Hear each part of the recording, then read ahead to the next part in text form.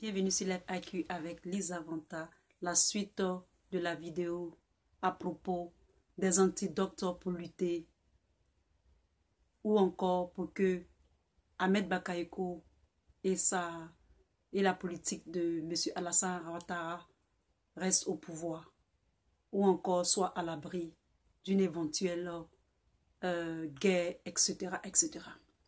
Alors, je disais dans la première vidéo, qu'il avait deux antidotes. Immatriculer les militaires n'était pas la solution.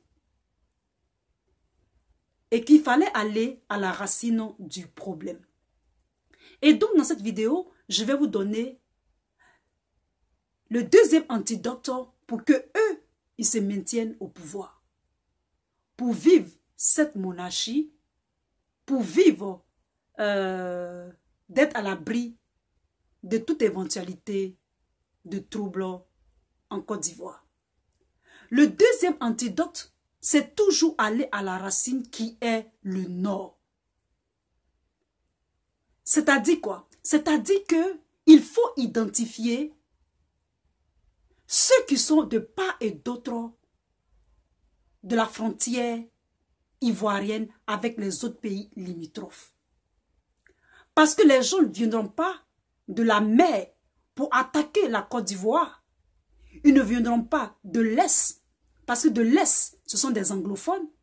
Ils ne viendront pas de l'Ouest, parce que l'Ouest aussi, ce sont des anglophones. Il y a des anglophones, il y a le Libéria qui est là-bas. Mais ils viendront plutôt soit de la Guinée, du Mali, du Burkina Faso.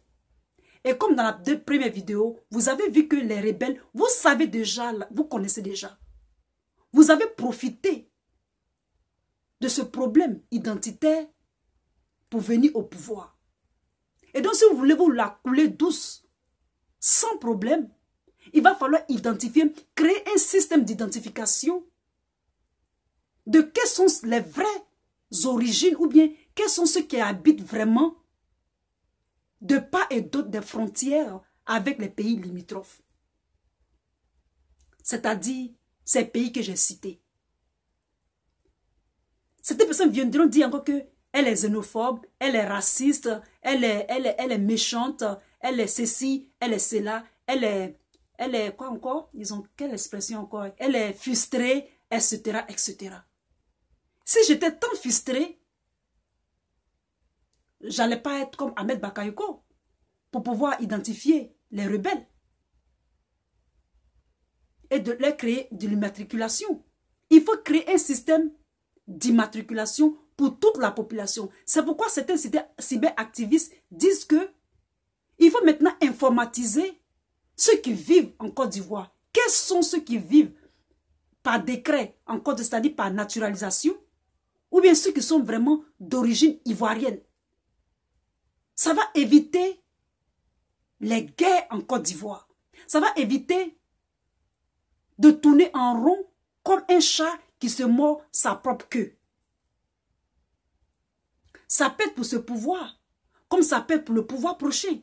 Tant qu'on n'a pas créé un système d'identification des habitants qui vivent en Côte d'Ivoire, spécialement ceux qui sont du Nord et que les frontières ne sont pas protégées,